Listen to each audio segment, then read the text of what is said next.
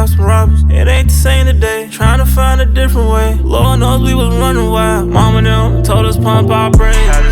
Took that chance to get my mind right. Long way, doctors in the tunnel. Father, I need life. This is how we know you deal with Christianity. Because early you brought up the Trinity. Right. That's a doctrine from Christianity. Okay. That same doctrine is the same doctrine that put the Negroes and Hispanics in slavery. Why do you follow a religion that's known for slaughtering the whole earth? Right. So the Trinity was from the Council of Nicaea from the 300 AC. Right. When did this happen? Hold on. It's not the same people. Hold on. First of all, you just proved my point. Listen. No, we're not talking about that. We're not talking about I that. just came here, so I'm just trying to figure it out. All right, we're up here teaching that the so-called black and Hispanic is God's chosen people. If you're not on that, if you're not on this sign right here, you're going into slavery, according to the Bible. Now, what you said that the Trinity doctrine started at the Council of Nicaea, 325 AD. If you admit that, then by default, that means prior to 325 AD, the Council of Nicaea, the Trinity was never a religion or never a thought that the original apostles and prophets taught. That's the newly thing that came during the Council of Nicaea. You said that, and that's true. Hey, that is true. That's a newly created doctrine. Now let's. Can I respond? You can, but let's build upon a foundation. What topic? Because we already talked about salvation. Talked about Christ being God. What's next? You got a question? So, what is this thing right here? So, if I'm not on this list, I'm going to hell? Well, not necessarily hell, but you're going into slavery. All right. What does that mean? Go to Revelation 13, I'll show you. What's your nationality? Korean? Okay, so biblically, you would go back to the ancient Moabites. Biblically, you would go back to the ancient Moabites. Read this. This is the book of Revelation, chapter 13, verse 9. If any man have an ear, let him hear. He that lives... Exactly, including y'all. Any man. Read. He that lives into captivity. God said if a race leads another race into captivity, what's another word for captivity? I mean, you can talk about... What's another word for captivity? Right. You can talk about American chattel... I'm asking you, what's another word for captivity? American chattel slavery didn't exist back then. I didn't ask that. I just asked what's another word for captivity. Slavery. All right, so if one race leads another race into slavery, read that again. He that lives into captivity, into slavery, shall go into captivity. Now what? Shall go into captivity. So the Chinese man and the white man have both led the Negro and Hispanic man into slavery at one form of time. For example, during the Shang dynasty, y'all led the so-called black man into slavery via the Silk Road slave trade. Right. Believe it or not. And you already know, y'all people did this, and y'all people did this, so therefore, and that's red letter. Christ said, hold on, Christ said, if you lead a race into slavery after going to slavery, or am I wrong? Did I make that up, or did the Bible say that? Right. Has there been any black people that owned a slave ever? Did the Bible say that, or did I say that? What did you say? Did the Bible say if you go into slavery, or if you led a race into slavery, you now have to go into slavery? Yes or no? That's what that scripture says. So if it says that, must that mean that y'all have to go into slavery for the iniquity that your ancestors did? I've never led anyone into slavery. All my friends are black, dude. All your friends are black. All your friends are black. I just met right now. All your friends are black. Are you black? This is the love of the Father. Wow. Bringing people together. Wow. This is the love of the Father. Go to Genesis 11. So you ever I never heard a random man I just met. owned slaves? He could be a child molester. I can't talk to you at all? He could be a fornicator, a sinner, and you just hugging anyone you see. How many teachers are there? Let's read this. Just him? This is the book of Genesis, chapter 11, verse 1. And the whole earth was of one language. Like how y'all said, we all one. Let's all be together. God loves everybody. Right. And of one speech. And it came to pass, as they journeyed from the east, that they found a plain in the land of Shinar, and they dwelt there. And they said one to another, go to, let us make brick. Verse 7, right? Go to, let us go down, and there confound their languages. God confounded man and divided men that were designed to come together as one. You got your, hold on. Don't you have a question? All right, yeah. Are you going to stay here to answer, or are you going to run? I'm going to ask a question. Are you going to stay? Okay. I've heard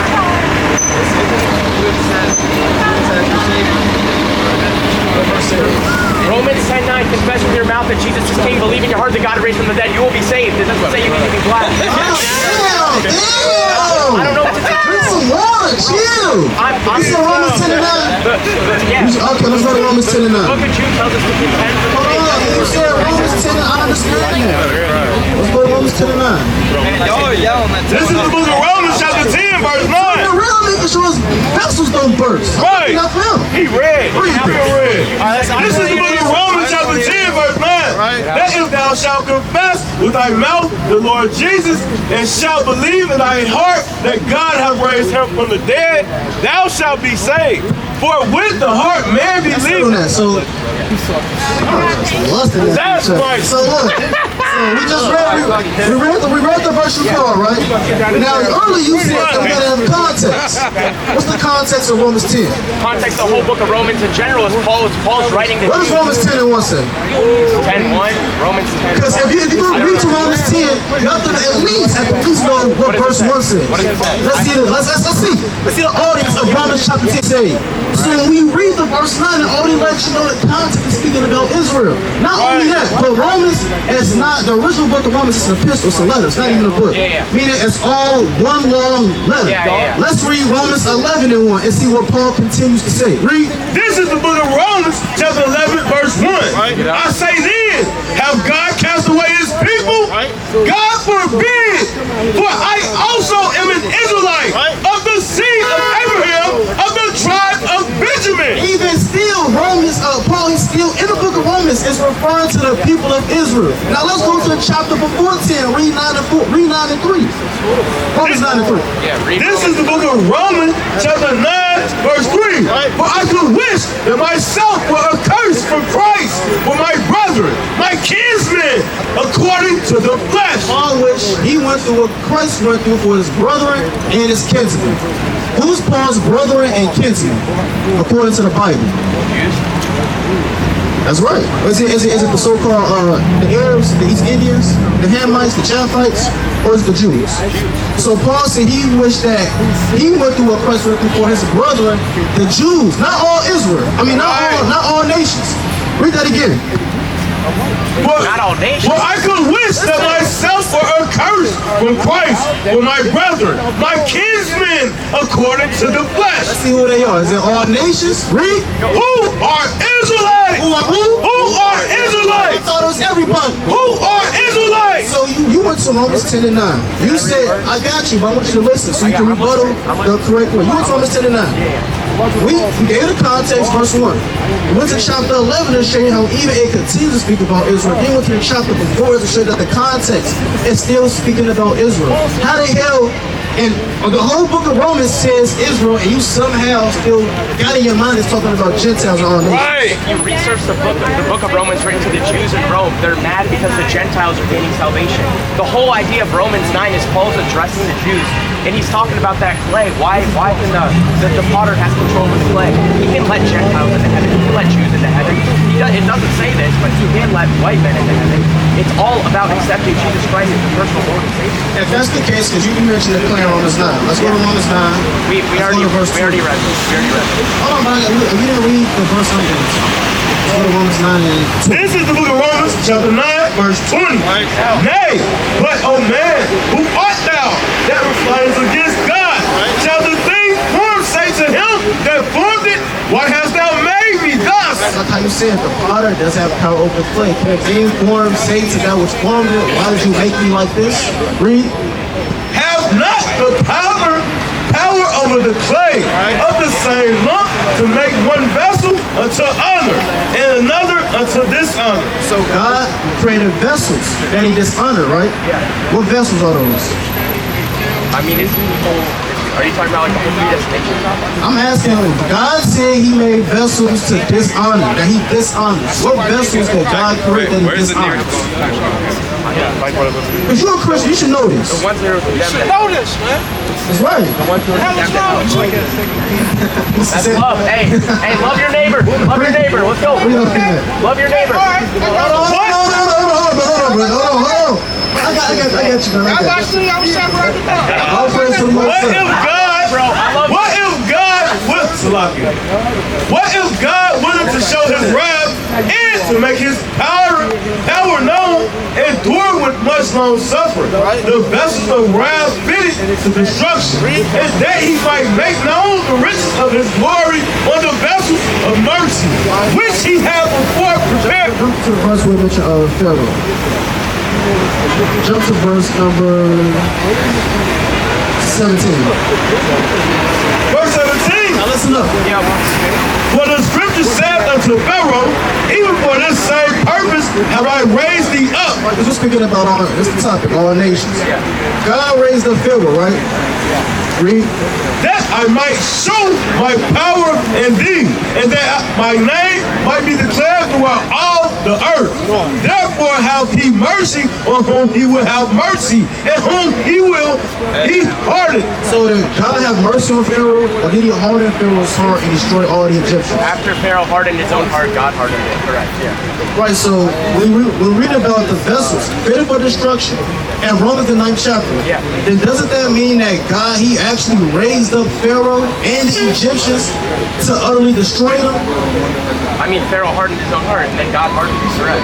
That's what the scripture tells us. Actually, God hardened it. It never said Pharaoh hardened his heart Yes, it first. did. Yes, it did. God Yes. hardened Pharaoh's heart. Let's read the. Read it again. It just said God hardened. Pharaoh, first of all, You're wrong on this. You're wrong. listen. You guys are wrong on this. Listen. Man can't do nothing of his own. If Pharaoh's heart was hardened, that means God from the foundation already hardened his heart.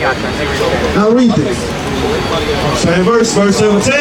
For the scripture said unto Pharaoh, even for this same purpose have I raised thee up, that I might show my power in thee. So how come in Romans 9, where Paul speaks about saving Israel, he also mentions the downfall of the Egyptians? According to this verse, can the Egyptians be saved? Read it again. You just read it 4 times. According to this verse, can the Egyptians be saved? I mean, I don't see why not. I don't know what that is. Hey, fam, y'all got time for God? I'm here, so y'all got time for God?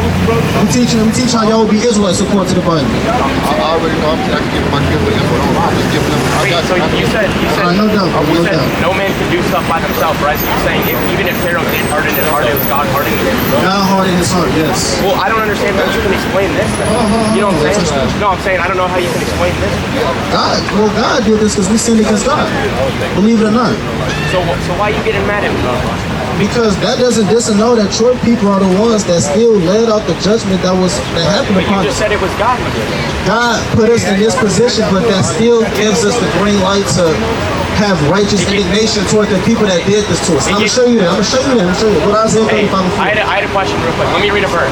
Hold on, I haven't read a verse in a minute. I haven't read a verse in a minute. I got you to read this verse just to make sure that this gets explained, and I got you with your verse. Isaiah 35 and 4. This is the book of Isaiah chapter 35 verse 4. Say to them that are of the fearful heart, be strong, fear not.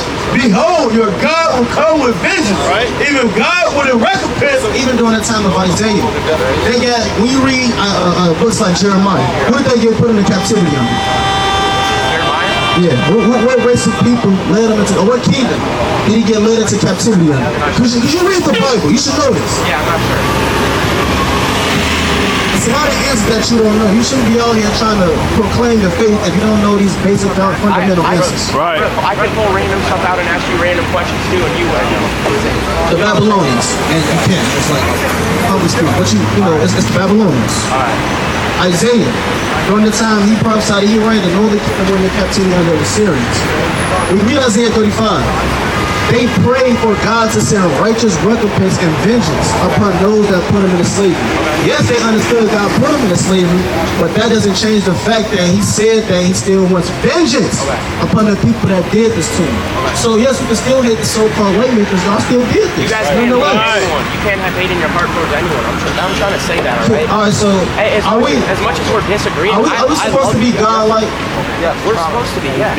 So if we're supposed to be God-like, does God hate? He loves less. That word hate, when he's talking about Esau in Romans 9, he loves or Jacob, right? Or is it Esau? I'm getting it switched up now. He loves less. He doesn't hate. He hates sin. He hates sin. You guys can hate sin, but you can't hate the person. Does God hate Esau? Yes or no? Does the Bible say God hates Esau? It says he loves him less. Yeah, you go to the Greek, it says he loves less. Go to Romans 9:13. Romans chapter 9, verse 13. As it is written, Jacob have I loved, but Esau have I hated. He loves him less. But Esau have I hated. Loves less. So if God loves Esau's less, then how come the Bible just said he hated? Did it say hate or love less? It says hate, but that word means love less. Alright, let's go to like 118. As a matter of fact, I've been asking her. Alright, go ahead. Let me ask first. Are you guys sinless? Are you guys sin? Yes. Yeah, we go wrong for the flesh, you see. Okay. Not willfully though. Okay, so you guys aren't perfect. No, we're not. Well, finally, no. But in the spirit, that's up to the Most High to judge. So you guys But we go wrong because we sin. We're not perfect. So then how do you guys get saved? Matthew 9:16. What is it? Let's go to it. Matthew 9:16. First of all, what is sin? Sin is an iniquity against God.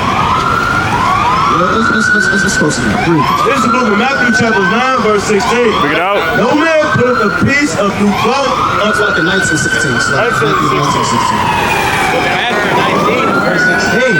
And behold, one came and said unto him, Good master, what good thing shall I do that I may have eternal life? And he said unto him, Why callest thou me good? There is none good but one, that is God. For if thou wilt enter into life, keep the commandments. Y'all hear that? See? That was your answer right there. Right. Alright, my fault. I wasn't listening. So you put the carnal matters over the words of God. I'm asking, did you put that carnal matter or charge your phone over the words of I God? was plugging in my phone so I can take a train again. Alright, did you put that over the words of God? Yeah, right there I did. Right there I did.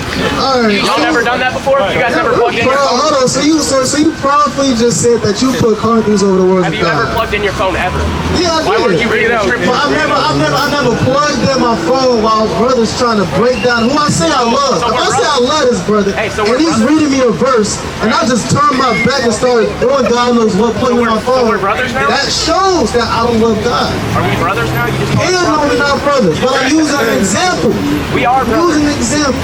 The late sheet tells us that we're all one in The Christ. point is, you got your Bro, you point. keep laughing at me, but I You love got you, your bro. point. You got your point. Can you give me some at least? I love you, bro. My patience flying up with you, but you got your verse. It's Matthew 9:16. You got that Vince. You gotta keep the commandments. You gotta keep the commandments to love God. Hey, bro, you know what I've realized? Yo, we've been sitting here for like 2 hours. You guys are not reaching the lost souls of Give me Israel. Isaiah 14:1. Here we go. Give me Isaiah Here we go. 14:1. We just gonna send you on your way with this. Alright. You ask a question, we read it to you, and you don't know what's going. You still confused. Yeah. And whole time we actually haven't reached the lost souls of Israel. We just have to cut you up real quick. That's it. But it's love. That's love, right? For the lost souls of Israel. We love because Read we first it. loved us. Book of Isaiah 14 and verse number 1. For the Lord will have mercy on Jacob and will yet choose Israel. God, according to this verse, is going to choose everybody or Israel. Israel. Read on.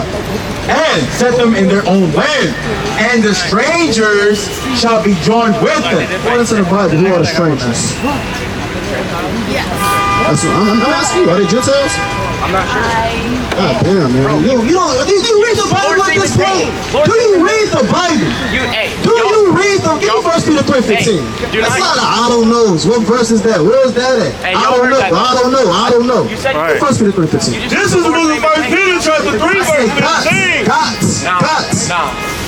But sanctify the Lord God in your hearts and be ready always. Be what? And be ready always. God said, And be ready always be ready always. Read. to give an answer to every man that asks you a reason of the hope that is in you with meekness and fear. So God said, be ready always to give an answer to every man. Yeah. If we ask you another question and you say, I don't know, we send you up the street. Because there's no way in here, you got your Bible out, you're trying to debate, and it's a million I don't know. Right. You have to have some type of foundation to stand on. And stop saying, stop saying, I'm not trying to debate. We quoted June 1 and 3 early. Right. Contend for the faith. That is debating. Right. Right. Contending for the faith is debating. Right. Right. You know why? Read this. Read this. Can I get a word in? Can I get a word in? No. We've already tried. We tried to do the words of God. You put your phone over God. That in itself shows that you don't share God.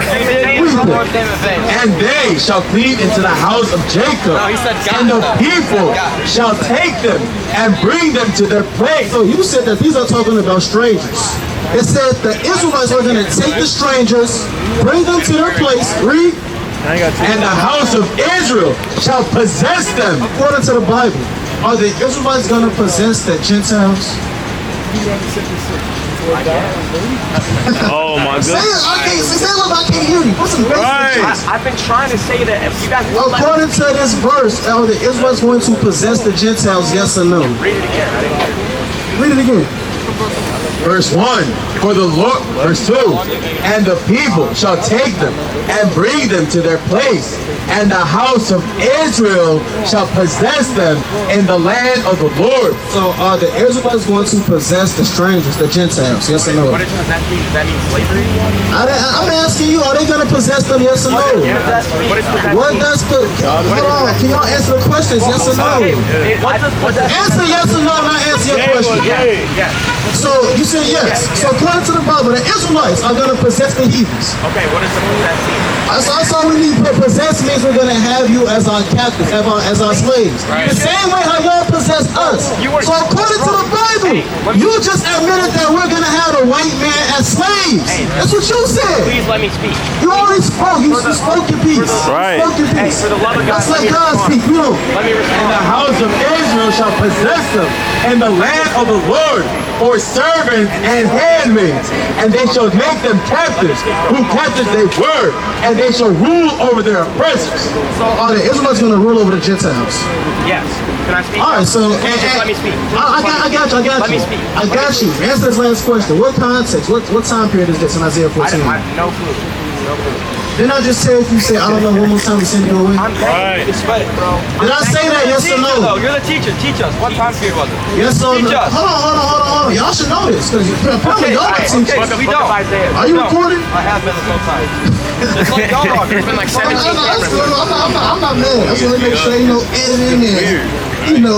Nonetheless, you just admitted that the Israelites are going to possess the heathens. I'm begging you. This is speaking about the kingdom of Israel. After that, there is no more conversation. Because you just said, I don't know. I just told you, I don't know one more time, we send you away. You said, I don't know, now you get sent away. They so weird. We can shoot already. Well, I'm sending you away. Got a point? Read this. This is plain. Wait, so you stay and listen to This is Obadiah. Stay and listen to this and then you can leave. This is Obadiah 1 and 10. Right. For thy violence against thy brother Jacob, shame shall cover thee, and thou shalt be cut off forever. And so according to the Bible, the Edomites, the same people that did this, even scholars say that the Romans go back to the Am I an Idumeans. Edomite? Edomites. Am I an Edomite? Yes, you were Edomites. Yes. Hell yeah. Yes. Hell yeah, you were Edomites. Yes, sir. Oh, look at them now. Yes, sir. Hell yeah. Yes, sir. With that, you gotta get sent away because you're going into slavery. That way. No. That way. Alright. Go that way. You're going into slavery. It is what it is. Don't get that. Go to Isaiah 60. Don't get. Please. That way. 60 and verse 10. Just said if someone Go brings someone into that way. Alright. That way. That way. That way. Read this, man. In the book of Isaiah 60 and verse number 10. And the sons of strangers shall build up a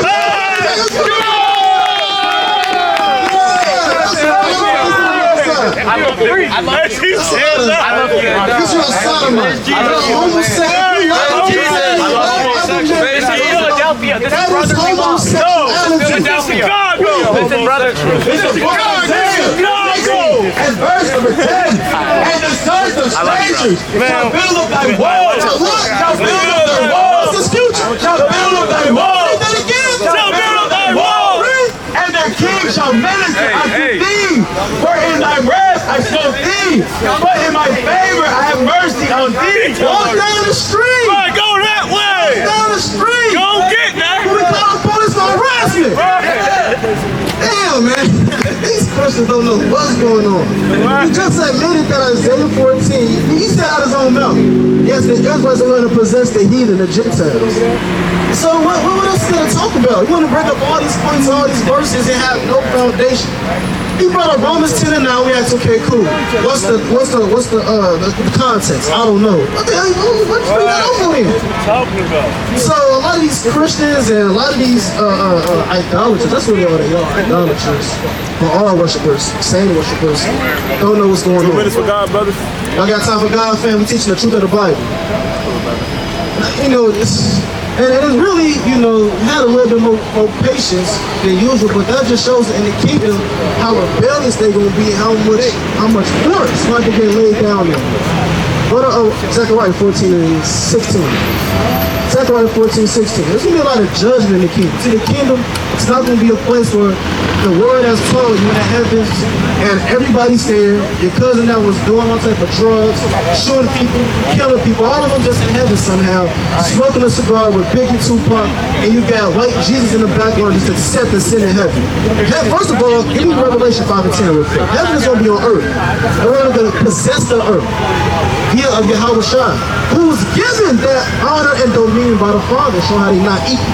Read this. This is the book of Revelation, chapter 5, verse 10. Right. And has made us unto our God kings and priests. Right, so God has made us, the Israelites, kings and priests. Read. And we shall reign on the earth. Read that again. And we shall reign on the earth. So we're going to reign on the earth with Christ with honor, dominion, and glory, setting up a kingdom and ruler. And with a kingdom and a rulership that's ordered. And so it's a hierarchy. You got the so-called middle class, and you got the bottom class, the slaves, the peasants, whatever the case may be. The kingdom of heaven is the same way, the same manner. Read this.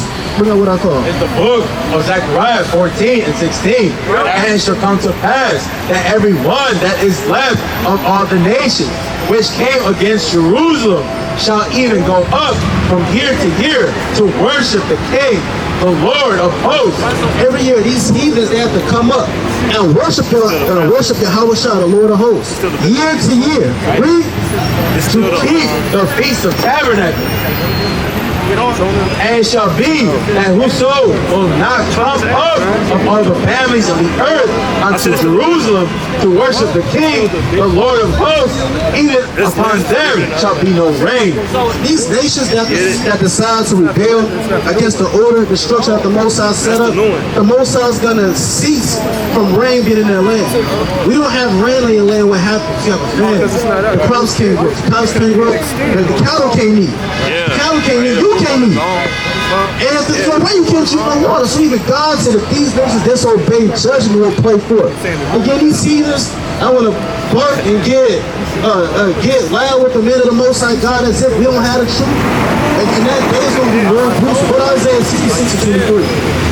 Little do they know that the commandments and the laws will be enforced by God's chosen people. The same men that you see on these blocks, all these Edomites, these Moabites, Edomites, all these same men is going to be your rulers in the kingdom of heaven, your master.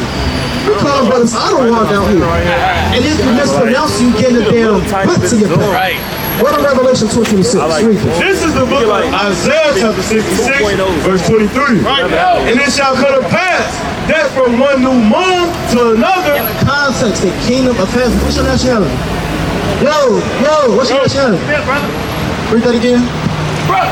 And it shall come to pass that from one new moon to another, and from one Sabbath to another, shall all flesh come to worship before me, saith the Lord. So all flesh is going to come to worship the Most High.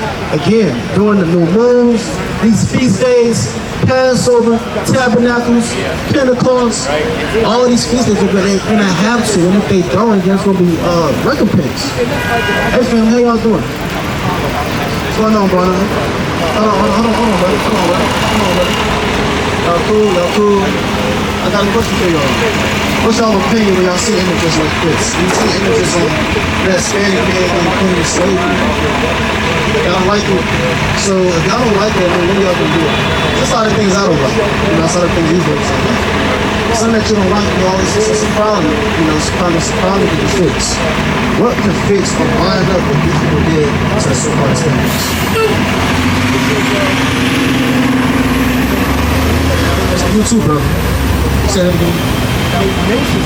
So again, if this is a problem, all problems can be fixed. How do we fix a problem like this? Because believe it or not, this thing affects our community to this day. How do we fix a problem like this, such as slavery, colonization, rape, robbery, murder? That's first for you too, brother. How do we fix what slavery did to our people, spiritually and mentally? Several ways. But first you got to get rid of something about the violence, right? Right. And then you can do corporations, right? And then a lot of people put to their corporations, invest in business, invest in real estate. So you'll be self-contained. So because people put their money up, everybody's looking for something back. But in this instance, you would get actual shares inside of the corporation. So therefore, you can build from their corporation. Business investments, you can do everything from their corporation. There's nothing you can do. Now, with that, that's not a bad idea. But the thing is, we tried that as a people.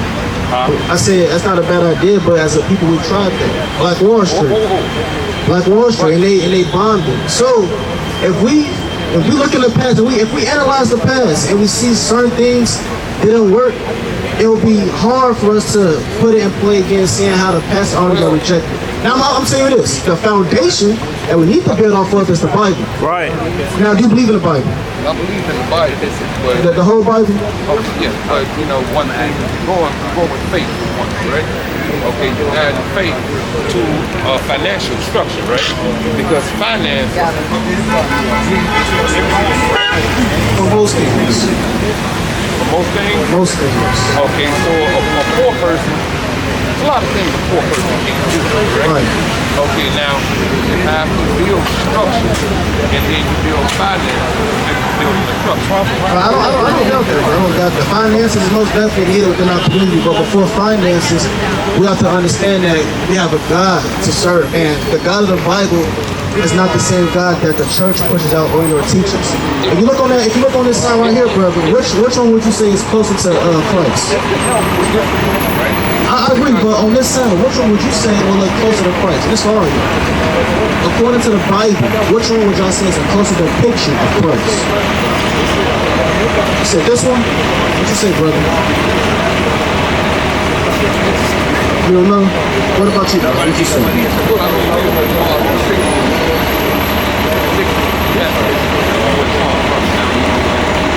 But the thing is, when it comes to the mess up, if we want to fix it, we can have all the finances in the world, but we have to still do it through the will of God. It has to be God's will for us to happen. Right. And that's the point. And that's the point. That's the point. We all have to get on the same level. But how does that happen? We have to serve the same God, which is the God of the Bible. The God of the Bible is our God and our God only. Christianity, church, has taught us that the Bible is a book of religion. When we read the Bible, God is only the God of the Israelites. I'm gonna show you that real quick. Psalm 83 and verse number 1. Oh, bro, you know about the Israelites thing? You should be there then.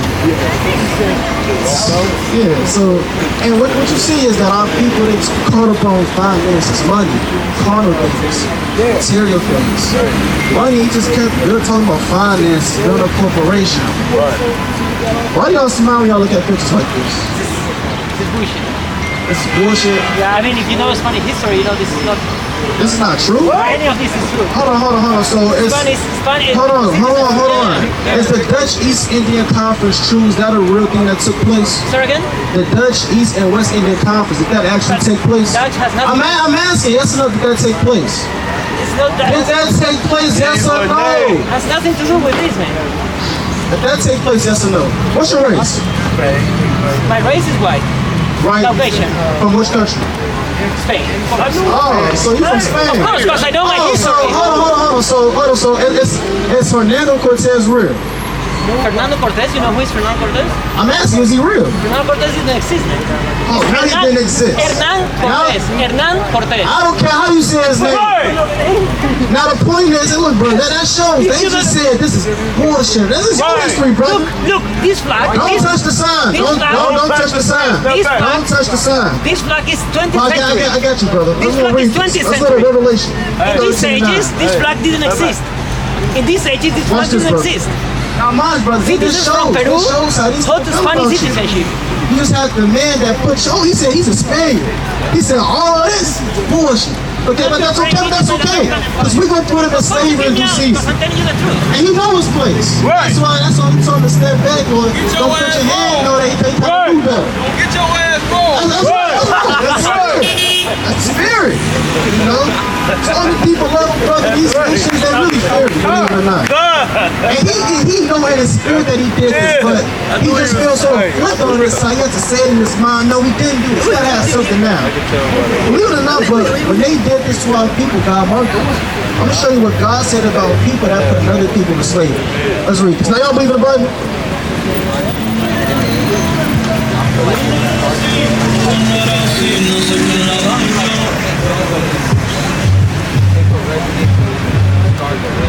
How old are you, if you want me to ask? 19? That's what's up. You kind of more mature than average 19-year-old. But I'm going to show you something. The Bible is actually a historical book. It's not a book of religion, philosophies, and fairy tales, like how this world portrays. This book is actually historical records run by our people.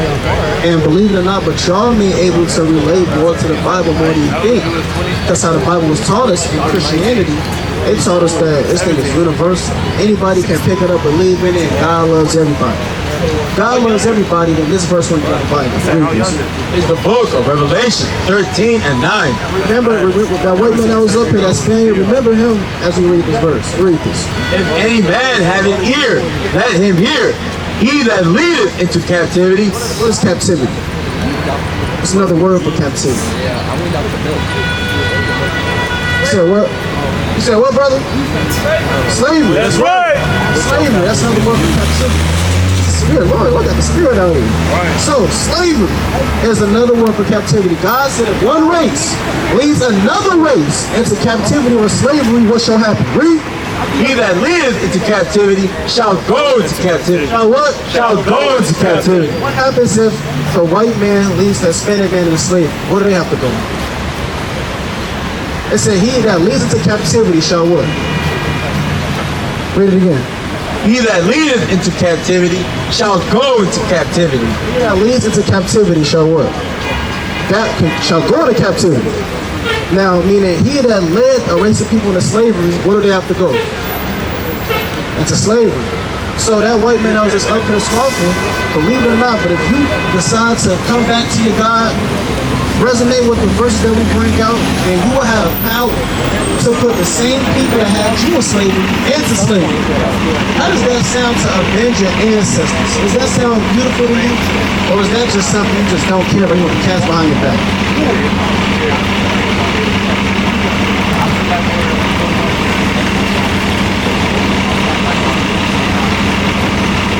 I understand that, but if you had the chance, would you want to avenge your ancestors, or would you just let the past stay in the past and forget about it?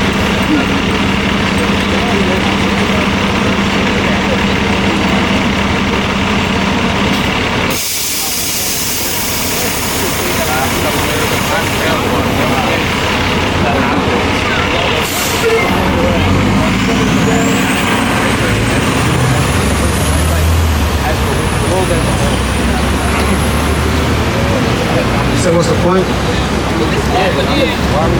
Or you have something called justice, or just balance. If I slap you, then you will have all the right to slap me back, right? Right. All right, well, let's say I didn't have compassion on you. I just slapped you. Are you gonna slap me back? Be real, brother. If I slap you, you gonna slap me back? Brother, if you just talking and I just out of nowhere just smacked you, are you gonna smack me back? Or let's say, hold on. You wanna smack me back? Let's be real, brother. You wanna smack me back? That's on a minute level. God thinks that his thought process is the same when it comes to a major level, a major global stage. If one race of people leads another race into slavery, pillages, their race begins to pillage them, burn them alive, kill their infants, destroy their babies, set up alligator bait, hang you, lynch you, because I don't know if you ever heard about the lynching of the Mexicans. We have heard of that. So not only did they put you into slavery, but even in the 1800s, 1900s, they still decide to oppress you. God said if that happens, then the race that's being afflicted, they have the right to now afflict that race. It may not be nice, but according to the Bible, that's just judgment. Like how they say, whatever goes around, comes around. This is what we call it karma. God calls it judgment. So you should want to feel good and knowing that God said, whatever happens to your people, you can get vengeance on that. That's right, just a righteous thought process. Right. Psalm 139 and verse 6. I'm going to show you how God is a God about vengeance. And all the images that you see should make you feel some type of way. How that Spain just came up here and said, oh, this is BS in your face. Should make you feel some type of way, brother. Right. You don't have mercy. Would you have mercy on the man that put you in slavery and then said it's BS? No. Read this, Psalm 149. Yeah, Psalm 149 and 6. This is the book of Psalms, chapter 149, verse 6. Let the high praises of God be in their mouth and a two-edged sword. Verse 5. Now listen to this, brother. This is a song that David wrote. Now we're going to see, because nowadays in the Black and Hispanic community, we make songs about killing each other. Let's see what the ancient songs were when it came to our people getting put into slavery and winning vengeance. Read this. Let the saints be joyful and glory. Let them sing aloud upon their beds. Let the saints be joyful. Let them sing aloud upon their beds. Read. Let the high praises of God be in their mouth. Read. And a two-edged sword in their hand. And a what? And a two-edged sword in their hand. God said let the saints, his chosen people, have a two-edged sword in their hand. What do you do with a sword with two edges? I mean, a sharp one end and a sharp one the other end. What do you do with a weapon like that? Cut tomatoes, make fillets, some dish. What do you do with a two-edged sword? You're gonna get down with it. Right. So he said, let the saints have a two-edged sword in their hand to do what? To execute vengeance. What? To execute vengeance. To the Bible. To execute vengeance. Execute vengeance upon who? Upon the heathen and punishment upon the people. God said, have a two-edged sword in your hand to execute vengeance upon the heathen and punishments upon the people. Because the heathen and the other people, they did this to y'all.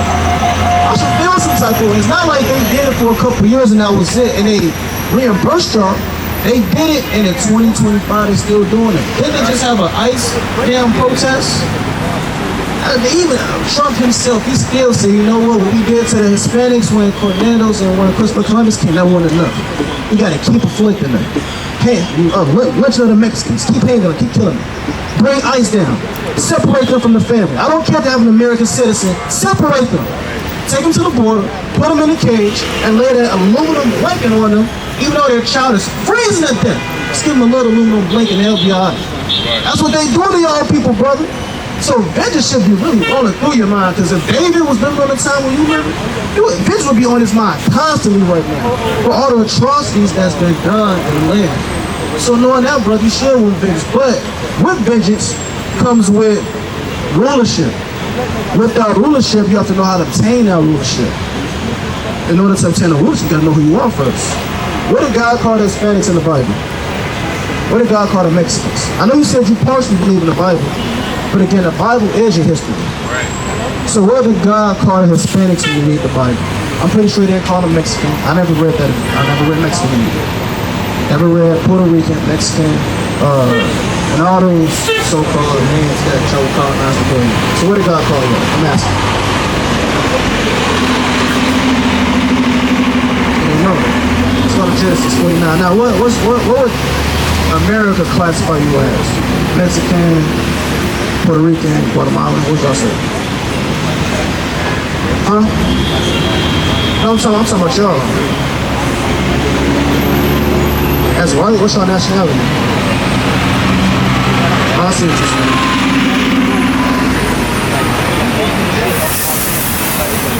Yeah, I do that. Right now, they white.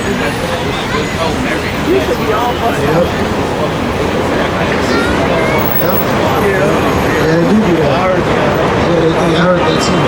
Now that's all. See, that shit, they don't even look at y'all as a people. They said, don't even write them over there. Mexican, Hispanic, Nah, we're gonna put white man. And so you know, brother, they don't even have respect for you.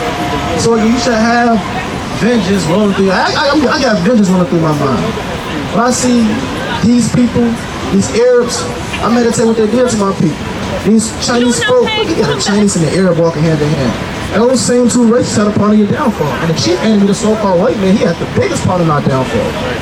But let's bring this out. Genesis 49. I'm going to show you what God called us in the Bible. Read this. Genesis 49 and verse 14. Verse 14. Issachar is a strong ass. In the Bible, the Mexicans are referred to Issachar. Now you have a beautiful 12 tribes. So known as the 12 tribes of the children of Israel today. So you will be an Israelite according to the Bible. But with Israel is 12 beautiful tribes. Y'all will come from the tribe of Issachar. Read that again. Verse 14. Issachar is a strong ass. I liken the tribe of Issachar to a strong ass. Now, in Mexican culture, what would be a donkey? That's an ass, if you didn't know. Did y'all know that? A donkey is an ass. So, in Mexican culture, what animal is extolled very high? Isn't it the donkey, the ass, the totem? I'm asking y'all been to Mexico? Y'all been there before? There's a lot of donkeys over there, or that help out. I haven't been, so I don't know. It is. You don't see a lot of lions over there. You don't see a lot of zebras. You don't see a lot of, I don't know, porcupines. You see a lot of donkeys, because that's what y'all use a lot, even on the pictures. Right here. Right here. Y'all symbolize the donkeys as a strong, hard-working animal. So therefore, even God said, I'm gonna liken the tribe of Israel, the so-called Mexicans, to a strong donkey. You know, Crouching down between two burdens. And he saw that rest was good. And the land, that it was pleasant. Speaking about the land of Mexico, before the colonizers came, wasn't that land of Mexico a pleasant land, a goodly land? When you go into the land of Mexico before the Spaniards came, y'all had infinite sums of gold, wealth, the riches. It said that y'all would play with gold as if it was, you know, toys. Nowadays, you can't find gold for nothing. They took everything.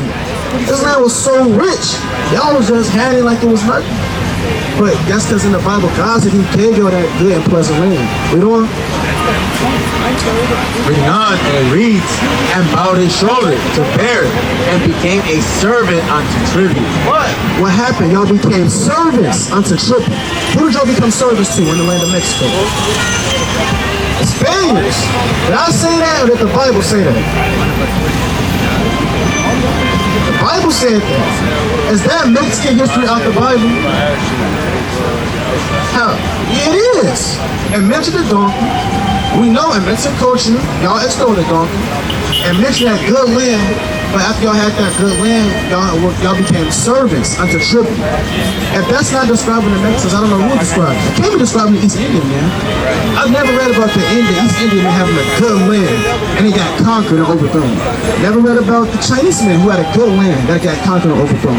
But you read about the so-called Hispanics and Mexicans. Y'all had a good land and it was conquered and overthrown. This shows y'all history in the Bible. My bad. Does that make sense? Does that make sense so far? Now, also, we read now, before y'all were called Mexicans, y'all heard about the Aztecs. You heard about the Aztecs. All right, the Aztecs are lay down, nice, soft people, or y'all men of war? Men of war. Let's go to 1 Chronicles 12:32. First Chronicles 12 And verse 32. And the children of Issachar, which were men that had understanding of the time. Here again is mentioning the children of Issachar. Men that had understanding of the times. Read. To know what Israel ought to do. The heads of them were 200, and all their brethren were at the commandment. So back then it said the tribe of Issachar was 200 men that all the other tribes had to look towards in honor and reverence when it came to war. Right. That's the tribe of Issachar, brother. Right. Men of war. Right. Now read this, Numbers 1 and 28. This is the book of Numbers 1, verse 1 and 28. Going back again to the Aztecs, like how you said, y'all were warlike people. We all know that. Anyone wants to do some homework on the Aztecs, just off the countenance, how y'all look. Men of war, fierce men. Read on. Yep, that's what I want. Of the children of Issachar by their generations, Read that again from the top. the children of Issachar. So it said, of the children of Issachar. Mind you, y'all will be the tribe of Issachar according to the Bible. Read. By their generations after their families, by the house of their fathers, according to the number of the names from 20 years old and upward, all that were able to go forth to war. So you had children of the tribe of Issachar. It said he was 20 years old and upward, he was able to go to war. You said you 19, brother. If you was living back then, you had one more year. You would have been, getting ready to go to war. Well, with the rest of your brothers. But that's the spirit of the Aztecs, a warlike people who go back to Esau, who we just read in the Bible had a good pleasant land, but they end up getting overthrown. Again, that's not Mexican history, bro. I don't know what it is. So is this making sense? It is. Okay, all praises. So the point is that the point is that the Most High God in the Bible, he only came, he's the God of these people, the 12 lost tribes. We sinned against God. We broke his commandments. Right. You ordered the 10 commandments, right? We broke those. And all the other commandments that came afterwards. For that reason, God sent us into slavery, into captivity. We've been pillaged and molested as a people. But if you want to rise back up and get the vengeance that we spoke about, you have to come back to keeping the commandments of God. You know some commandments? What's some commandments that you know?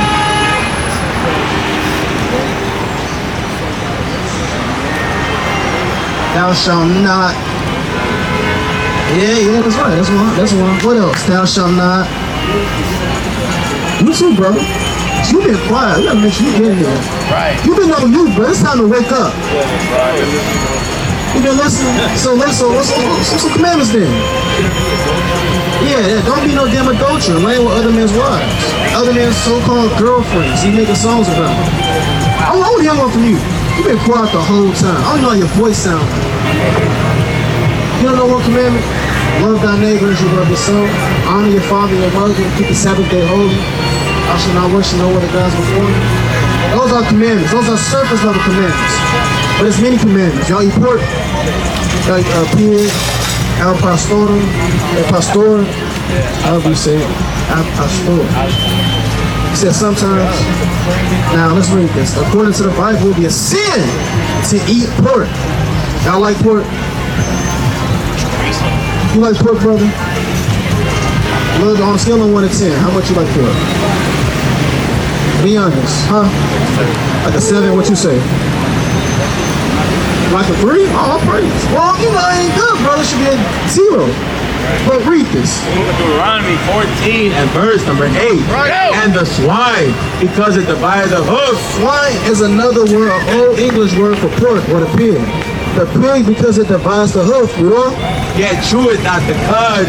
It is unclean unto you. What is the pig? It is unclean unto you. The pork. It is unclean unto you. I said the pig is unclean, you know? Ye shall not eat of their flesh. That's plain. I said don't eat of their flesh. That's it. It's not in depth. God said, plain upon tables, the pig is unclean, don't eat the damn flesh. If you eat the flesh, your damn heart gonna start having problems. You know, a lot of our people got high blood pressure, gout, diabetes. Why do you think we got all that? We just woke up and had it one day? No. Yeah, we keep eating all this damn pork. You wake up, eating pork, go to bed, eating pork. Got pork snacks, got pork meals. Yeah, you got pork lines. Yeah. You got pork in everything. And they got pork in, what's that, gummy bears. Right. You know, that's all. Yeah, all that jelly, jello, all that gelatin. That's all pork. All that lard, that's pig fat. And you wonder why your neck getting all fat and all chunked up when you got all that pork stored up in your neck. So for that reason, I said put that down. Y'all want to put down pork forever? I'll pray to the Most High. Everybody's gonna put it down. Now what about you? Come on, brother.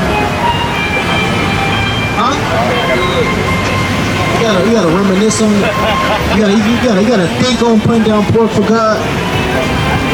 I'm gonna ask you, did God wake you up today? Did God wake you up today?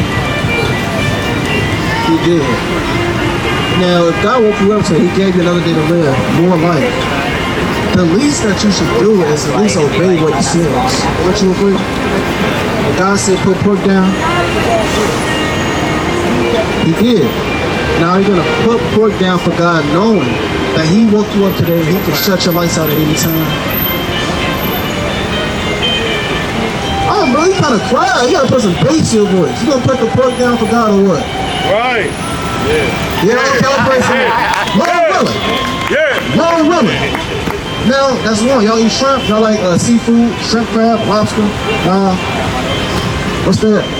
Shrimp. Camarones.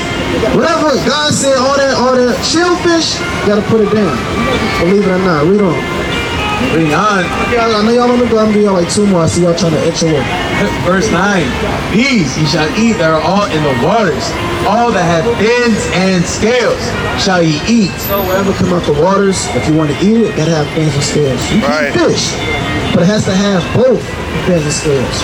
If it don't have both fins and scales, it's an abomination. You can't eat it. So all that shrimp, that seafood boil, all that BS, that nasty juices that come with it, and that butter, ain't no dealing with that. All right, we're gonna get 2 more. Let's go to Exodus 20 and 8. Y'all know what today? Or not today. Y'all know about the Sabbath? Y'all heard about the Sabbath? I got you. Let's go to Exodus 20. This is Verse number 8. 6 days, remember the 7th day to keep it holy. 6 days shalt thou labor and do all thy work. But the 7th day is the Sabbath of the Lord thy God. God said, remember the Sabbath day. The Sabbath day is on the 7th day of the week. If the Sabbath day is on the 7th day of the week, then what day would that fall on? You said what? What you say? Sunday? Well, that's wrong. It would actually be Saturday. It would actually be Saturday, believe it or not. If you look on your phone, Saturday is the last day of the week. It's the 7th day. The brother told me yesterday, he said the word for Saturday in Spanish is Sabado. Am I right? That's how you say it? Sabado, that sounds like what? Sabbath. That's the first day of the week. Y'all never knew that? Yeah, it's the first day of the week. You got Sunday, you got Monday, Tuesday, Wednesday, Thursday, then you got Friday and Saturday. Even you look on your calendar, you got that S right there. Then you got the M and the T and the Saturday. Then go back to the F and to the S for Saturday, Friday, Saturday. So Saturday is actually the Sabbath day. Let's read about the ordinances on the Sabbath. Reading on, verse number 10. But the 7th day is the Sabbath of the Lord thy God. In it shalt thou not do any work, thou, nor thy son, nor thy daughter, nor thy maidservant, nor thy manservant, nor thy maidservant. According to the Bible, can we work on the Sabbath? You sure? Huh? Well, you gotta speak up. We outside. I can't. It's a lot going on. Can we work on the Sabbath? Read it again. Reading again, verse 10, and it reads, but the 7th day is the Sabbath of the Lord thy God. In it thou shalt not. Thou shalt what? Thou shalt not. Read that again. Thou shalt not do any work. Can we work on the Sabbath? No. Can we work on the Sabbath? Hell no. Read. Thou shalt not do any work, nor thou, nor thy son, nor thy daughter, nor thy manservant, nor thy maidservant, nor thy cattle, nor thy stranger that is within thy gates. Right? Sit on that. So nobody's working on the Sabbath. Even God himself didn't work. We don't know that shit. Verse 11, for in 6 days the Lord made heaven and earth, the sea and all them, and all that in there is, and rested the 7th day. Wherefore the Lord blessed the 7th day and hallowed it. Even God himself, he rested on the 7th day. Right. As God, the creator of the universe, heaven and earth, rested on the 7th day of the week. Which you know is Saturday. Right. Then must we do the same? Because we're not greater than God, are we? Hell no. So God rested on the 7th day. We gotta rest on the 7th day. That makes sense? You got bills to feed, but it's Saturday though. That's one day you don't work. See, that's the Issachar talk right there. That's that Mexican talk. Work every day. Y'all can't work, brother. Look, you need rest, all right? Right. You need rest, believe it or not, but your soul, your mind, your spirit, you need the rest. There's no working 7 days out the week. You got from Sunday. Let's look. What's up, brother? Sunday, Monday, Tuesday, Wednesday, Thursday, Friday. You got 6 days to work. For Saturday, chill. Ain't no, well, I just gotta work 7 days out the week. I gotta do it I can't just help. Look, brother, God said that Saturday's for you to rest. God will take care of you, believe it or not. Alright? You don't gotta work 7 days out the week. You have a job. Your pops in your life? Your pops got a job, right? How many days a week your pops work? What about your mother? How many days out the week she work? Every day. Even Saturday. That's the problem right there, brother. Believe it or not, but when we break these laws, God, He puts more affliction upon us. See, God gave us a day to rest because He knew if it was up to us, we would work every single day. That's not good for your spiritual health, your mental, or your physical health. You need at least 1 day to set aside to just give it to God. Right. See, in the world, all people, they go to church every Sunday. Everybody go to church. Your mother, she go to church? Or she just work all day. And that's what this world is set up to have our people always work. See, we're slaves in this society, brother. We're at the bottom class. While the so-called white man and white woman can take their stroll, go back to their, penthouse, live it up. We at the bottom working 24/7 like slaves. God said, I understand, I know what y'all go through. All we want is just 1 day to set for Him. Now she can work from Sunday all the way to Friday. Ain't no problem with it. But Saturday, she has to take that day off.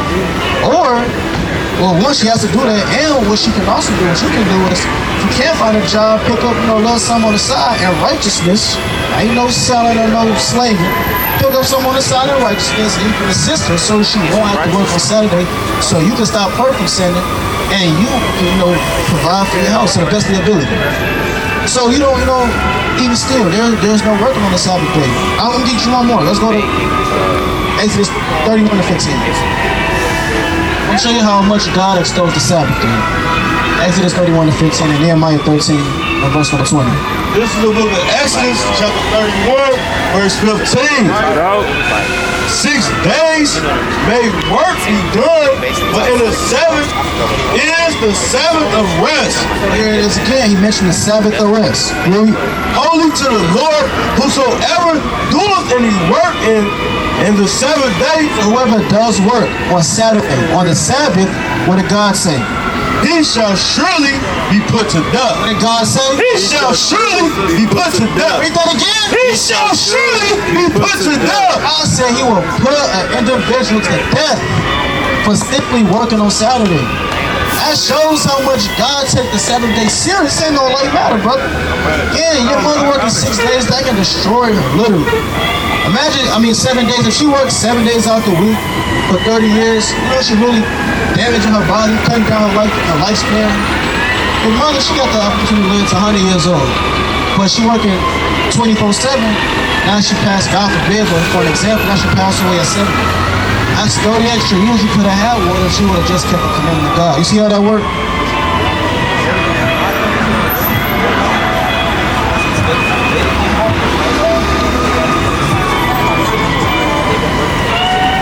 And that's understandable. It's good to work, it's good to labor. But it's also good to understand how much a body can take, and it's also good to understand what God expects from us. Right. They can work they can work as many hours as they want a day, just not on Saturday. And once that sun go down, like right now, it's Saturday night, she'll be able to start work again. But from Friday night to Saturday night, there is no work and no labor. Right. I got a question. You say your parents been working, they dropped out like 6th grade. Was they working from Mexico? Was they from Mexico? What was they working at? Their first jobs? Like in the fields and stuff? That's one of our curses. That's one of our curses. Did you read that to you?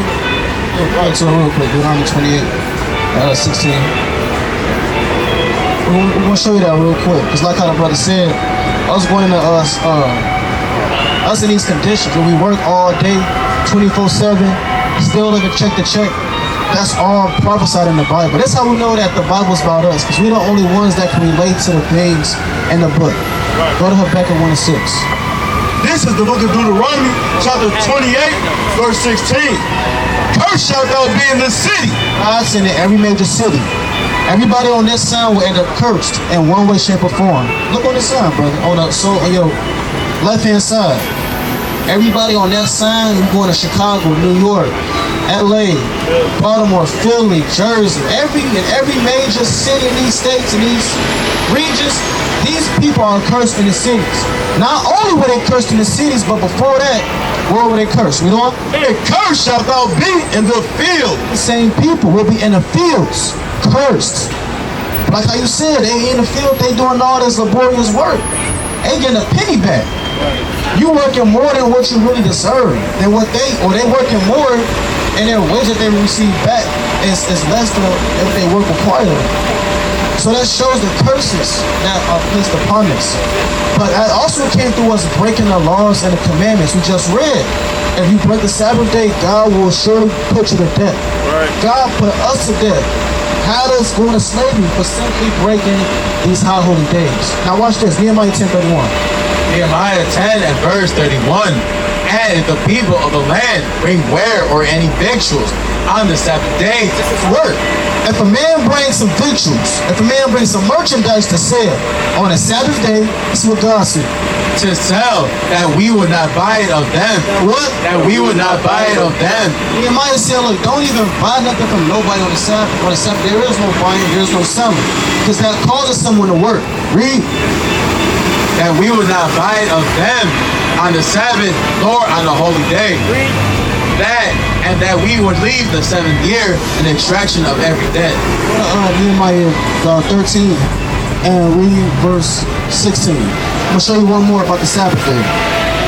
Nehemiah 13 and verse number 16. Bring it out. There dwelt men of Tyre, and also therein, which brought fish and all manner of ware, and sold on the Sabbath unto the children of Judah. So we had these men that came on the Sabbath day again to keep selling to our people. Now, Nehemiah, he's a righteous man. He takes the laws of God that we read to extremely serious. We do. You got to learn to take these laws extremely serious. When he's seen individuals breaking the Sabbath day, let's see what he did. The children of Judah and in Jerusalem, then I contended with the nobles of Judah and said unto them, what evil thing is this? What did he say? What evil thing is this? Breaking the Sabbath day? What evil thing is He this? said, what evil thing is this, Read? That ye do and profane the Sabbath day.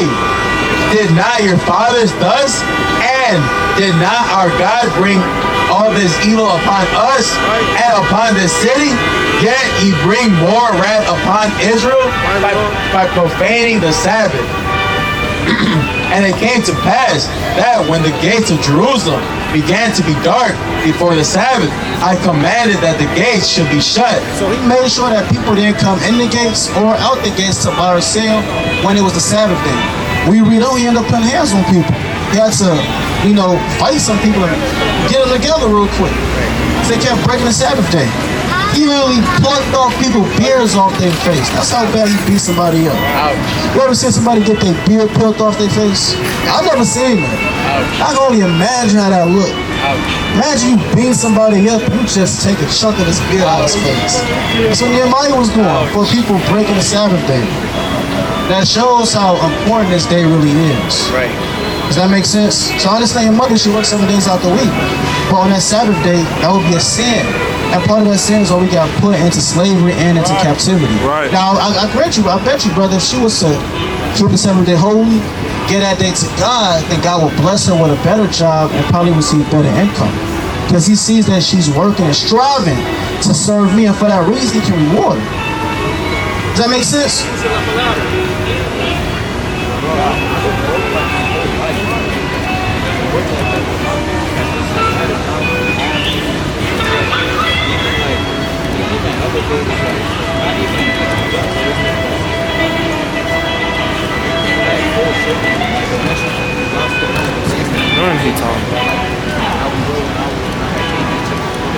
Well, brother, what make you think none of us grew up like that? We understand. We see, we not these other nations that just, we hear you out, we can't relate, and we just move on with our day. We in the same position, same predicament. I ain't rich, brother. I'm not making, all these figures a day.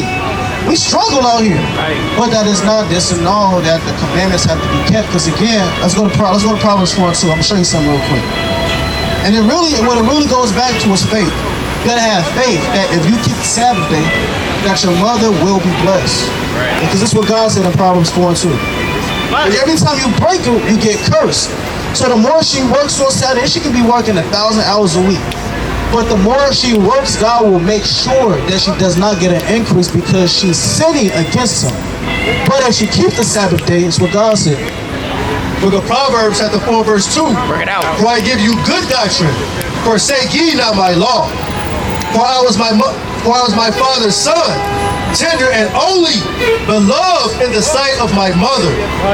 He told me also.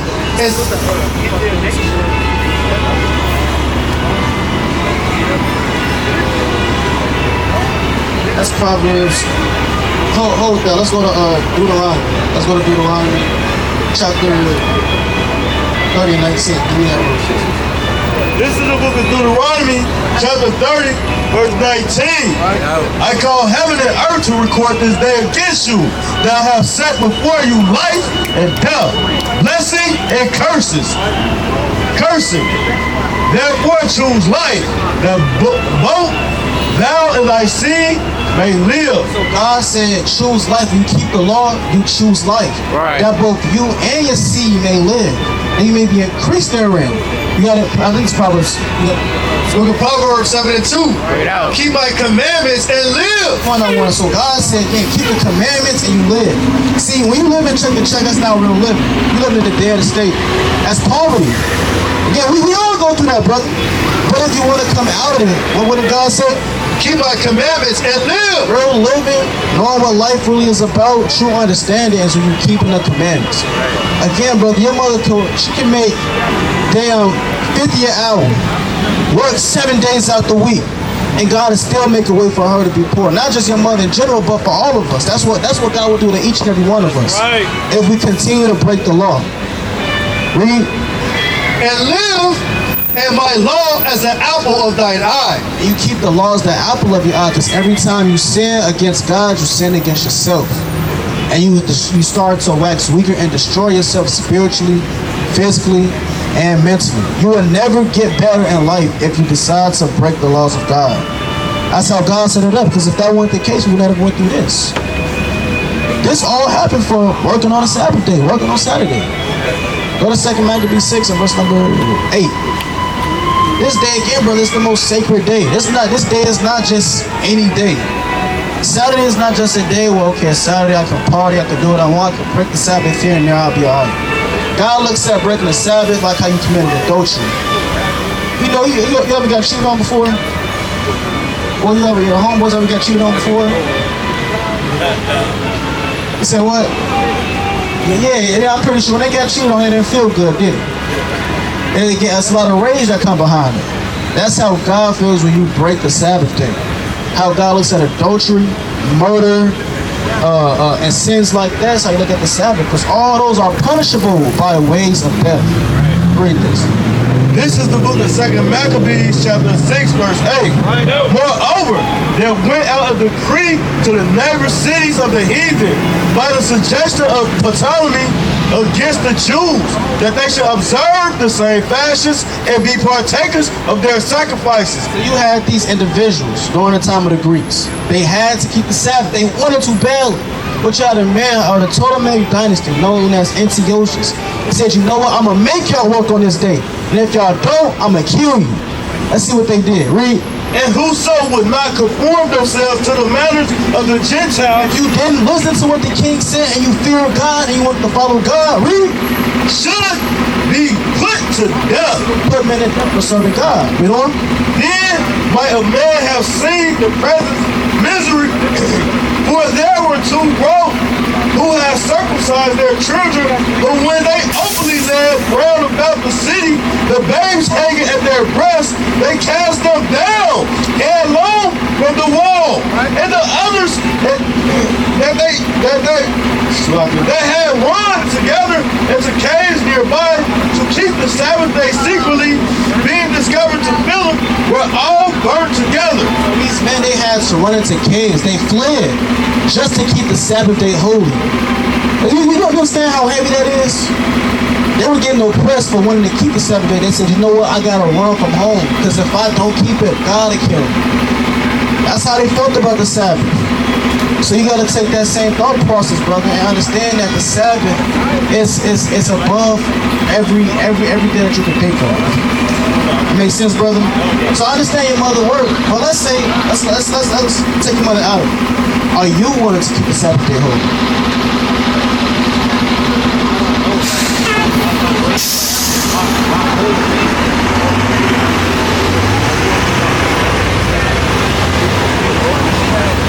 I understand that, brother. Y'all can all work 6 days out the week. Again, brother, 6 days. I'm saying, bro, that's good. Like, if you want to work, listen, if you want to work 6 days out the week, that's fine. That's understandable. You just can't work on Saturday. That's the only day when you can't work. You have to work. Brother, you do got the privilege because you an Israelite. God will take care of you, bro. See, brother, let's think you don't got faith.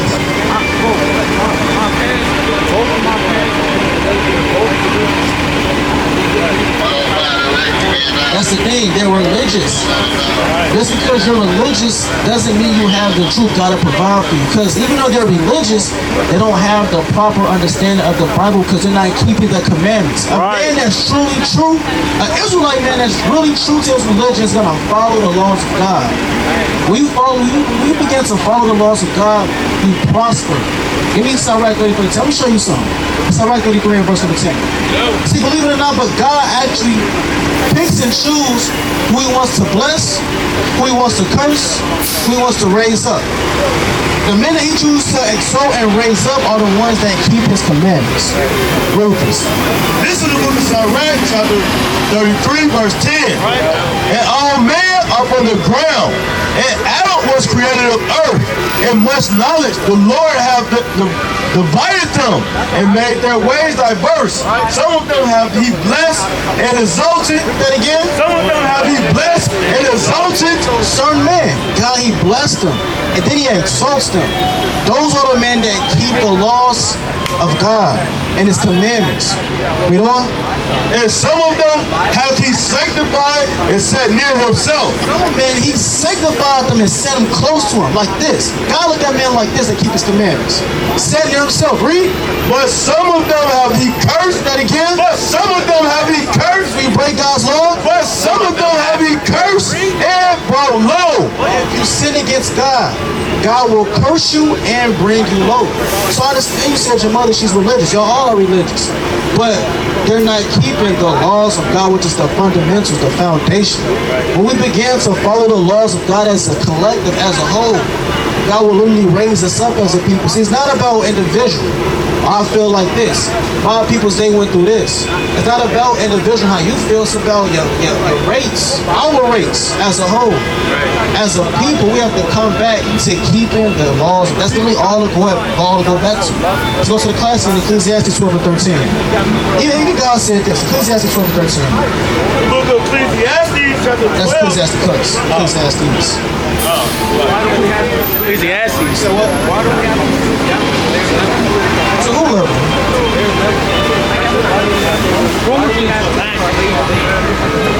Bro, how do you get back on that topic? I know he's talking about keeping the Sabbath.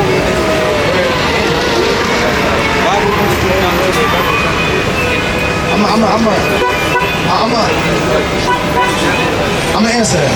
Well, I'm gonna read this first one, but I'm gonna answer that. Ecclesiastes 12 and 13. Bring it out. Let us hear the conclusion of the whole matter.